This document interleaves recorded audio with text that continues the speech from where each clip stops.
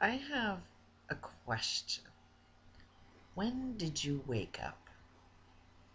Seriously. When did you wake up? What is your definition of waking up? Realizing there's a few problems in the world? I'm 52. I knew there were a lot of problems in the world when I was 3 years old. I grew up knowing there were people starving in the world.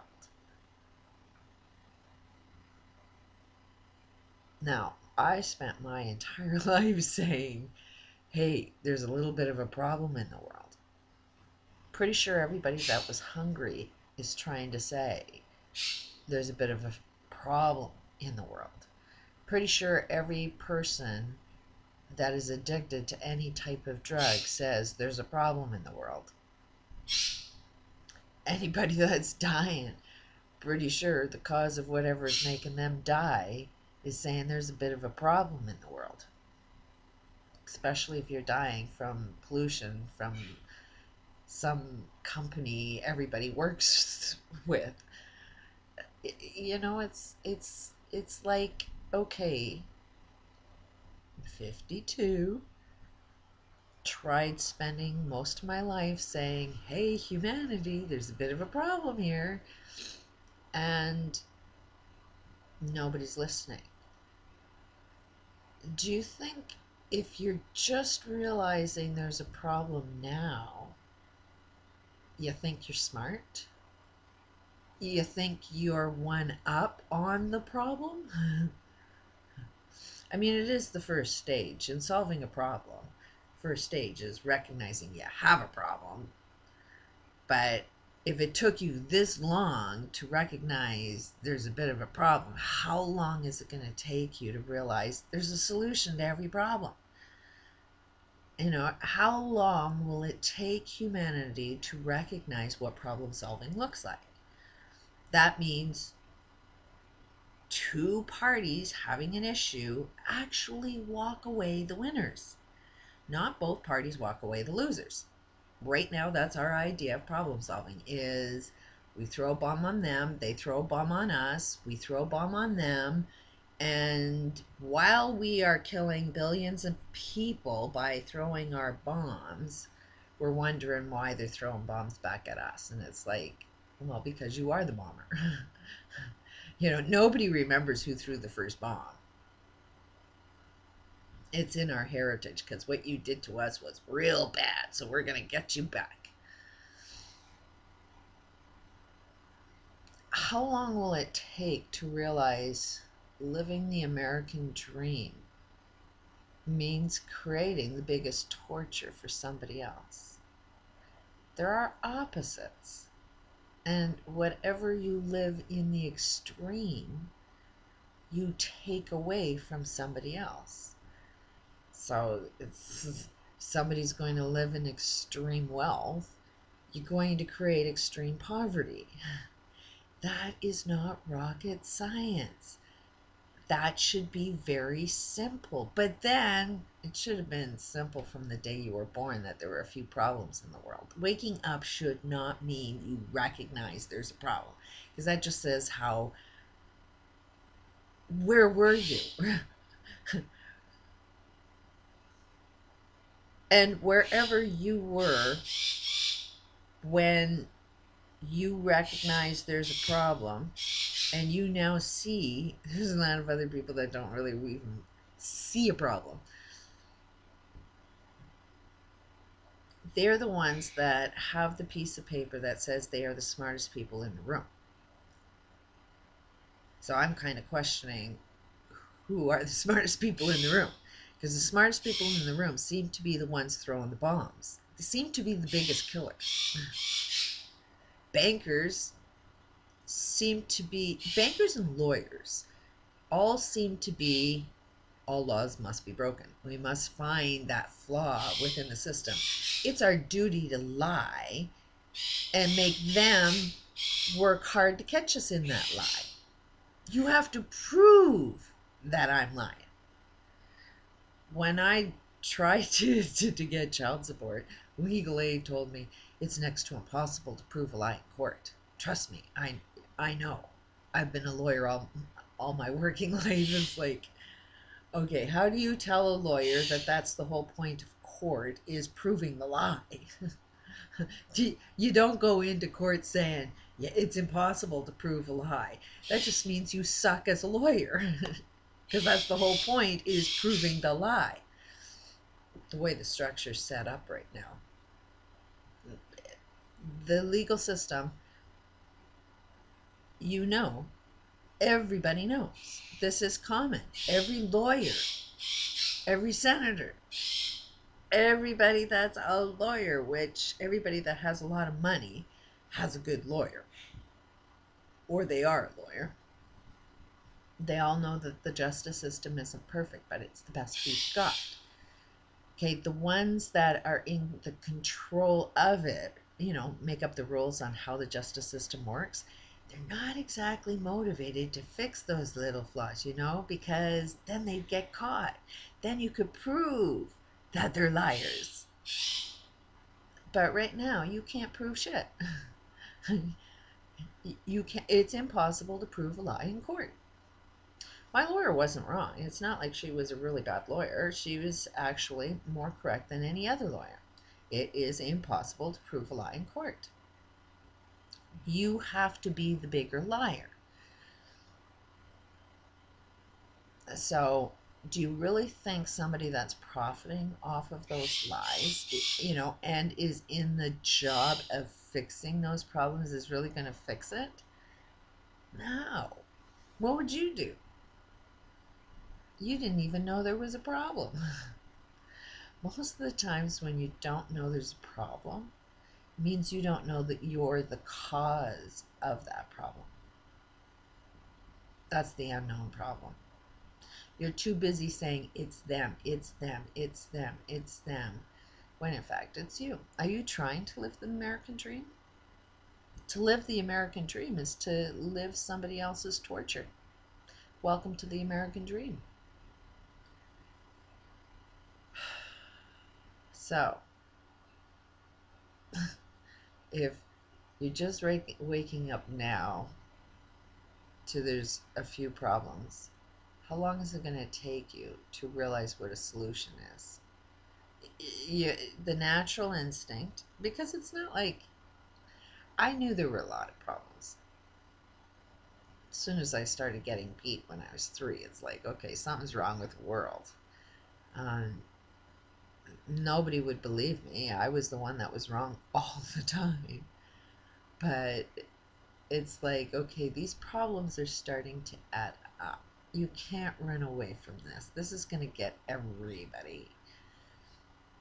And I'm just one person who's been trying to say something for 52 years and nobody listens. So something's wrong in my communication skills. I'll own up to that. How do you get people to realize what a solution is instead of just staring at the problem and saying, oh, that's a little big, that's out of my control? It's not out of your control. There's solutions to everything. Every problem is born with its solution. But we have an awful lot of rules that prevents us from seeing the solution. One of them is you can't know the answers to everything. It's impossible to have an all-knowing. That one belief will prevent you from ever finding out the answers to everything. And some of the biggest, brightest people on the planet that are asking questions like, what's the answer to everything? Are actually having the same rule that says you can never find the answer to everything. So how are they ever going to find the answers to everything if they don't even believe you can actually do it?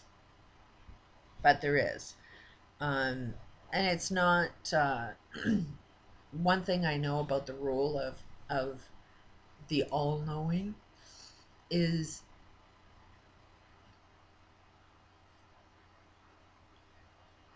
there are different levels of all-knowing. It's like you're in one bubble. Okay, that bubble is like the problem. Outside of that bubble is another bubble. And when you're in this bubble looking down on the first bubble, you see everything that's going on. You see all sides of everything. So you have like an all knowing of what's going on down there because you're outside of the problem. Now, outside of that bubble is another bubble. So when you reach up there looking down on there, then you know all. So to know an all knowing is just to be aware of what the current problem is. It ain't just the banking problem. If you're gonna focus on, oh, it's just bankers and we just need to fix a few rules within the banking system, then you'll never see that, no, it's the justice system that allows the banking system. So you can write whatever friggin' law you want, but somebody's going to make another law that's going to, okay, how do we get out of this one? That's what we do, is try to be the best. Being the best means breaking every record, even if it's a justice record. So there are solutions. To have an all-knowing is just to know how to solve this major big global one, the root. And then you just grow. And it's like, okay, you got to take everybody outside of that bubble and say, okay, kind of look down from a top perspective and see what the hell's going on, and look at it from everybody's perspective. Look at it from a perspective that everybody is a loving being. Everybody is equally productive. Everybody is an equal worker. Everybody has the same level of intelligence. There is nothing that makes somebody have more merit than another, have more value than another. There are no separate classes. Everybody is 100% equal, while maybe just having different colors.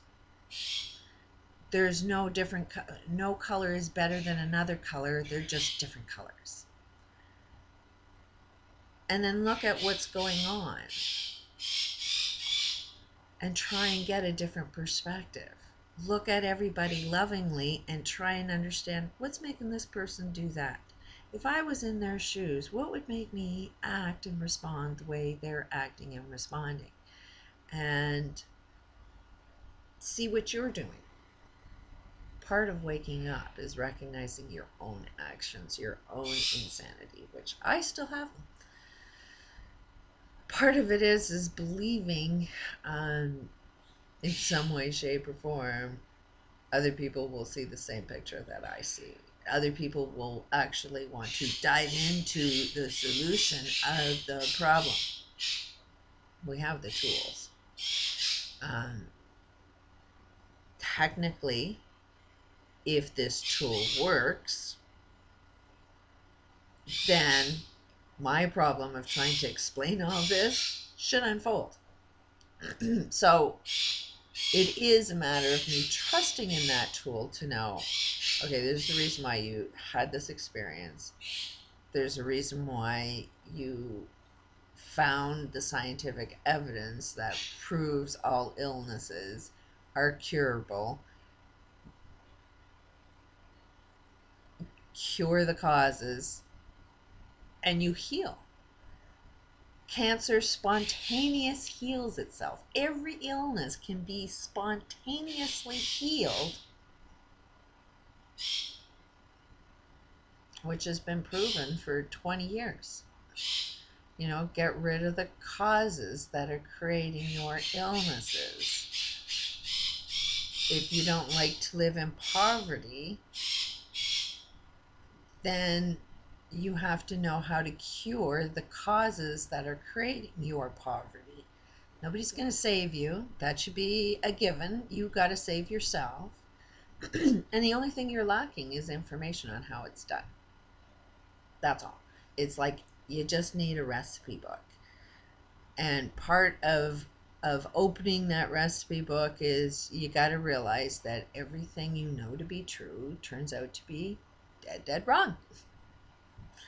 Um, just be prepared for something completely different. I have to trust that one day I'll get this. One day somebody will understand what it is I'm trying to say. I trust in that. May not be today, but it's coming. Peace out.